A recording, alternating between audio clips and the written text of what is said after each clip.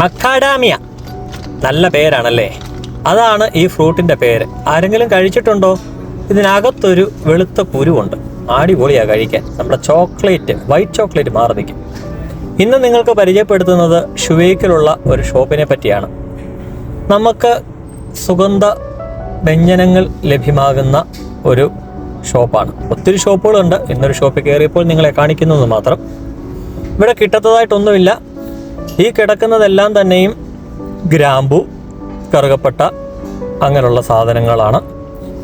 ബദാം, കശുവണ്ടി, ഇതെല്ലാം വെറൈറ്റി രീതിയിലുള്ളതും പല ടൈപ്പിലുള്ളതും പല സൈസിലുള്ളതും പല വിലയിൽ ഉള്ളതുമാണ് ഈ ഇരിക്കുന്നത് മൊത്തം. പിസ്ത തന്നെ ഉണ്ട്, പല രീതിയിലുള്ളത്, പല ഷേപ്പിലുള്ളത്. അതുപോലെ തന്നെ നമ്മൾ കഴിക്കാത്തതായിട്ടുള്ള ഒത്തിരി സാധനം. നമ്മുടെ ഒരു ഗുണമുണ്ട്, പ്രവാസിയുടെ ഒരു ഗുണം. നമ്മൾ ഈ സാധനം എല്ലാം മേടിച്ച് നാട്ടിൽ കൊണ്ടുപോകും. പക്ഷേ നമ്മളൊരു സാധനം പോലും നമ്മൾ കഴിക്കില്ല. അതാണ് നമ്മുടെ പ്രത്യേകത.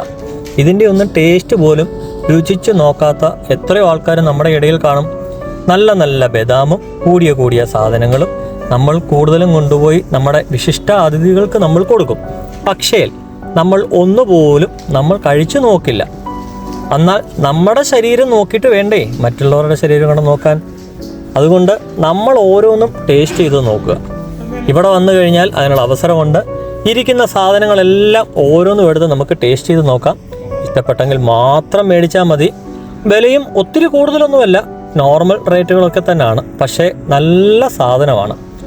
ഒരു ഫസ്റ്റ് ക്വാളിറ്റി സാധനം എന്നൊക്കെ പറയാം.